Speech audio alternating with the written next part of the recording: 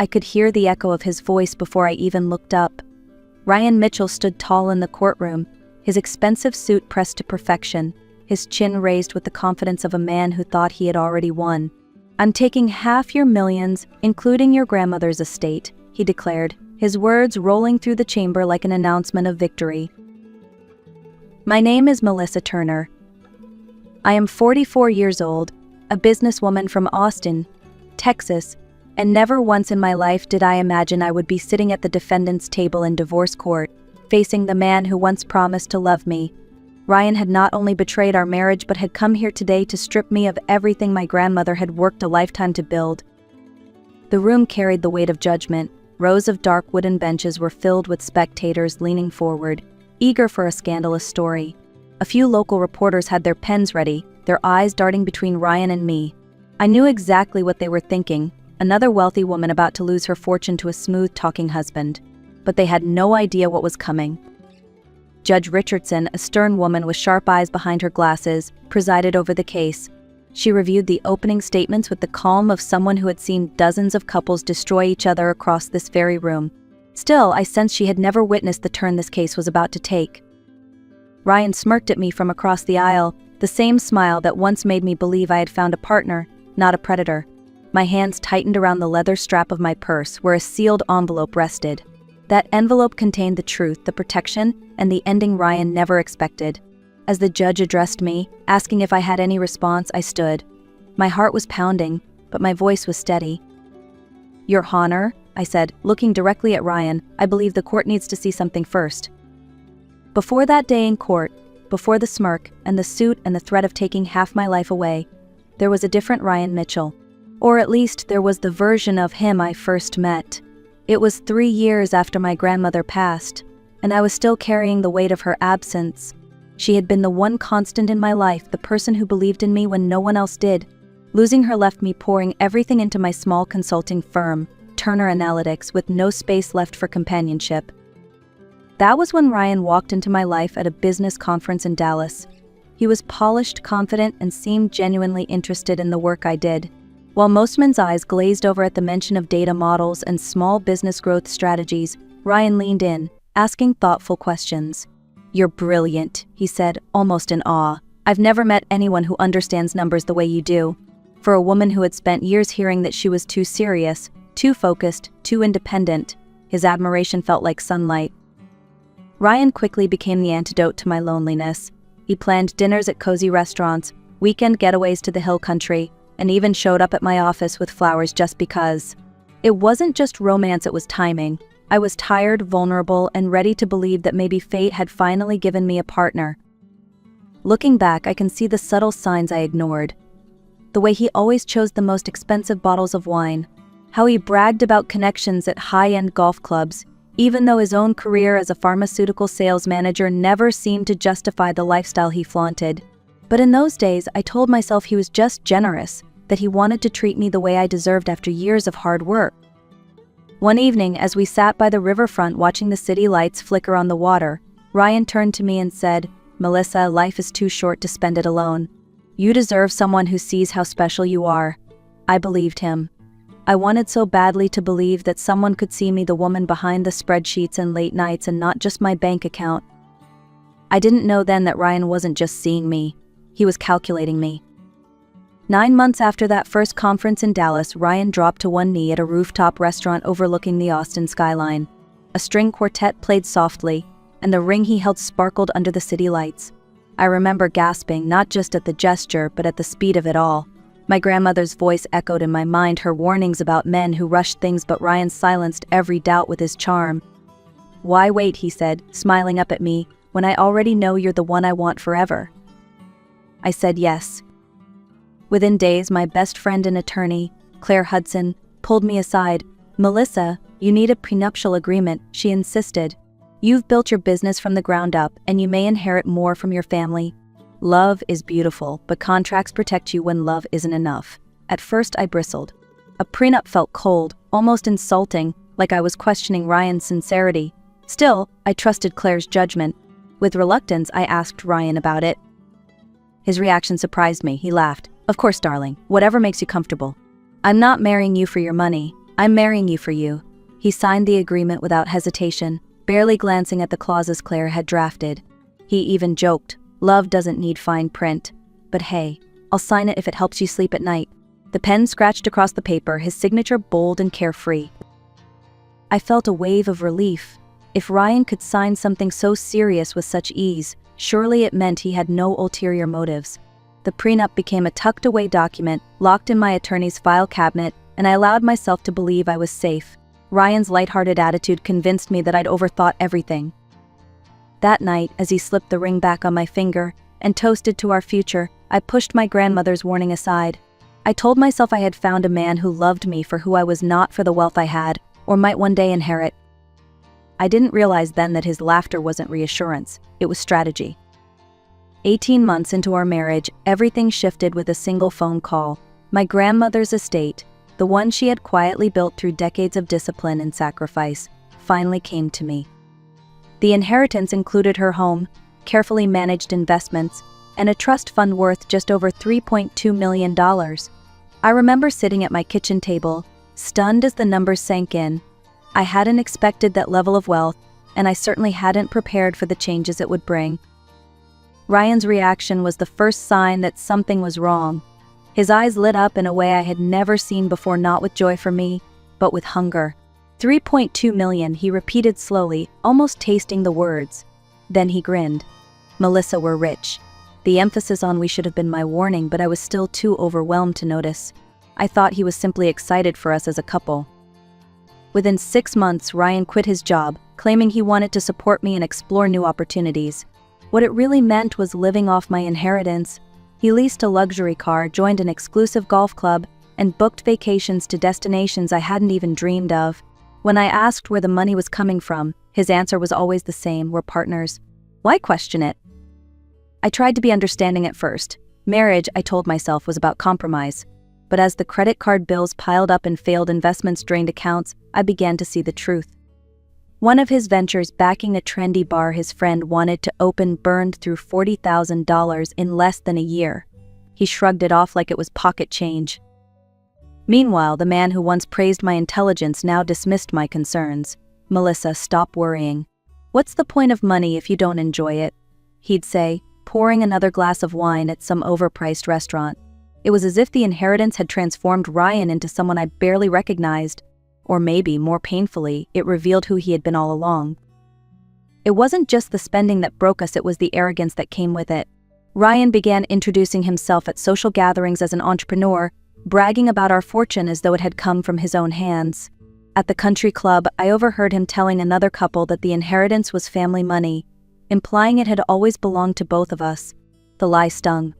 My grandmother had trusted me with her legacy, and now Ryan was parading it as if it were his birthright.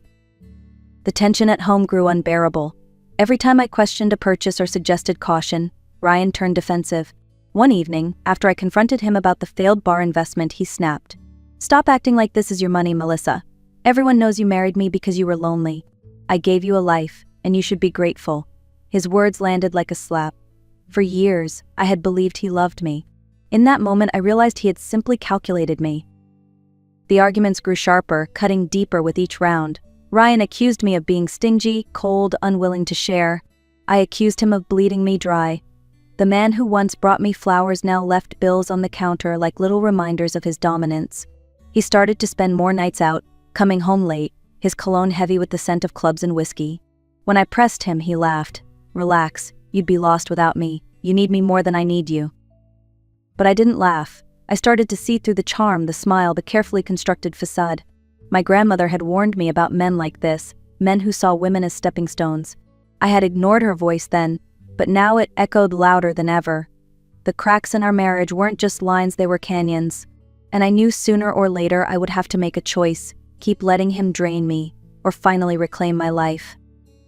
The breaking point came on an ordinary Tuesday evening. Ryan had left his laptop open on the kitchen counter, and for the first time in years, I allowed myself to look. What I found made my stomach twist. There were emails between Ryan and a divorce attorney, carefully outlining strategies to maximize his settlement. He had been planning this for months, discussing timing, assets, even ways to claim emotional contributions as justification for a larger share. He wasn't just reckless, he was deliberate. I sat in silence that night, staring at the screen, the truth sinking in. The man who once promised forever had been plotting my downfall like a business deal. My heart broke, but alongside the pain came clarity. If Ryan wanted a battle, then he would get one, but it would not end the way he expected. The very next morning, I called Claire Hudson, my attorney and longtime friend. When she heard the details, her voice was calm but firm. "Melissa, you still have the prenuptial agreement. That document is stronger than his schemes. We'll be ready." We spent weeks preparing, gathering bank statements, keeping records of every expense, every failed investment, every debt that was in his name alone. Claire reminded me to keep the inheritance separate, and I had done exactly that. For the first time in years, I felt something I hadn't felt in my own home: control. Instead of waiting for Ryan to make the first move, I filed for divorce myself. If he wanted a courtroom spectacle, I would walk into that courtroom with every weapon he had underestimated. Sitting at my desk one evening, reviewing the documents with Claire, I whispered to myself, "This ends with me, not him." And in that moment, I believed it. The courtroom felt like a stage the morning our trial began. Reporters scribbled notes, spectators leaned forward, and Ryan strutted in like a man about to collect his prize. His lawyer, a polished man in a gray suit named Mark Walters, opened with confidence. "Your Honor, my client is entitled to half of all marital assets, including the substantial inheritance Miss Turner received during the marriage." The words hung in the air like a dagger pointed straight at me. I stayed calm. Across the aisle, Ryan flashed me a victorious smile, the same grin that once convinced me he was safe. Now it only revealed his greed. I glanced at Claire beside me. Her hand rested gently on my arm, steadying me. "Wait for the right moment," she whispered. The judge, firm and measured, turned to me. "Mrs. Turner, do you have any response?" My heart raced, but my voice was steady. I reached into my purse and pulled out a manila envelope. "Your Honor, I believe the court should review this document before any discussion of assets continues." Gasp rippled through the room as I walked the envelope to the bench. Judge Richardson broke the seal and began reading. Ryan shifted in his chair, confusion flashing across his face. "What is that?" he demanded, leaning toward his attorney. Walters looked uncertain, his polished veneer cracking as he scanned the pages Judge Richardson held. "It's a prenuptial agreement," the judge announced, her tone even but commanding. "Executed prior to the marriage, signed by both parties, witnessed and notarized. This court will take time to review its contents." The room buzzed with whispers. Reporters scribbled faster, eyes darting between me and Ryan. Ryan's confidence began to crumble. He leaned forward, whispering frantically to Walters. "She never told me it was just a formality," I heard him hiss. Walters pressed a hand to his forehead, already realizing the damage. Meanwhile, Claire sat perfectly still, her calm expression saying everything. Our plan was unfolding exactly as intended. Minutes passed as the judge flipped through the pages. Ryan tapped his fingers nervously, his smirk long gone. Finally, Judge Richardson looked up. "This agreement is valid, thorough, and binding. It clearly protects all premarital assets and explicitly defines any inheritance received during the marriage as separate property." Her eyes narrowed at Ryan. "Mr. Mitchell, did you sign this document of your own free will?" Ryan sputtered. I thought it was just symbolic." Melissa said. The judge cut him off. "Did anyone force you to sign?" His silence stretched until he muttered, "No, Your Honor." The tension in the room shifted, spectators whispering louder now. They could see the tide turning. For the first time, Ryan's mask had slipped, and everyone could see what lay beneath: fear. By the second afternoon of testimony, it was clear the tide had fully turned. Judge Richardson, meticulous in her review, read aloud from the agreement for the record. Section 4, Paragraph B, "Any inheritance received by either party during the marriage shall be considered separate property and shall not be subject to division upon divorce." The words landed like thunder. Reporters lifted their heads in unison, pens scratching furiously to capture every detail. Ryan gripped the table so tightly his knuckles turned white. "That can't be legal," he muttered, but his voice was barely audible over the shuffle of papers. Walters tried one last desperate angle, arguing that Ryan hadn't fully understood the document. The judge was unimpressed.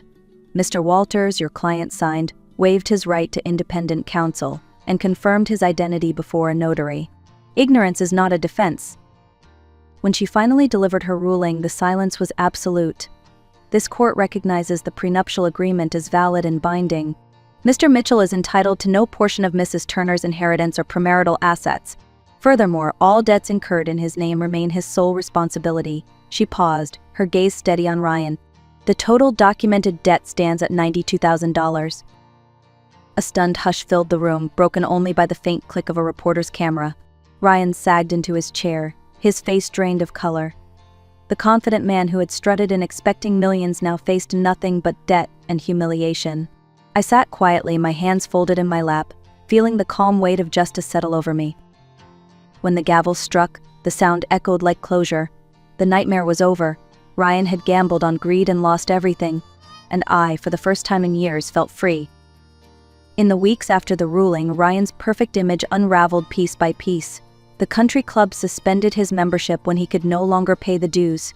The luxury car he had paraded around town was repossessed, leaving him borrowing rides from friends who soon stopped answering his calls.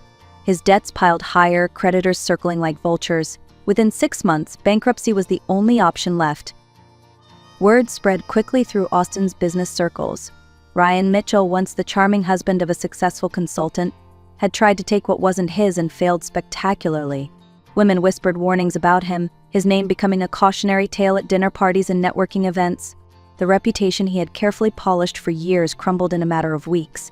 Eventually, he retreated to his parents' home, starting over at 47 with nothing but resentment and regret. For me, the end of our marriage marked the beginning of something far more powerful. I used part of my inheritance to create the Turner Foundation, an organization dedicated to helping women protect their financial futures. We offered legal workshops on prenuptial agreements, financial planning, and resources for those trapped in toxic marriages. Every time a woman told me she felt stronger, safer, and more prepared because of our work, I thought of my grandmother. Her wisdom had saved me, and now it could save others. Looking back, I don't see myself as a victim of Ryan's greed. I see myself as someone who learned, fought back, and rebuilt. Painful as it was, his betrayal forced me to stand taller and to honor the legacy my grandmother entrusted to me. And in that sense, the inheritance became more than money. It became a shield, a voice, and a chance to give other women the strength to say, never again. As I walked out of that courtroom for the last time, sunlight spilling across the courthouse steps, I felt lighter than I had in years. The weight of lies, manipulation, and fear was gone. Ryan had gambled on greed, and greed had written his downfall. What remained for me was peace and purpose. His story is a reminder that love without respect becomes control, and control without limits becomes destruction. A marriage built on taking will always collapse under its own weight. Ryan thought he could charm, threaten, and scheme his way into a fortune. Instead, he left with nothing but debt and the lesson that paper, signatures, and truth carry more weight than arrogance ever will. For those listening, take this to heart. Protecting yourself does not mean you love less. It means you honor the years of sacrifice, the work, the legacy you carry. My grandmother's advice, once brushed aside, became the safeguard that preserved everything she left me. I hope my story urges someone out there to listen to their own inner voice and to never apologize for setting boundaries. If this story has resonated with you, I invite you to share it. Leave a comment with your thoughts. Subscribe if you want to hear more stories of resilience and justice, and share this video with someone who might need the reminder. Your worth is never defined by someone else's greed. Sometimes the most powerful revenge is simply living free, secure, and unbroken.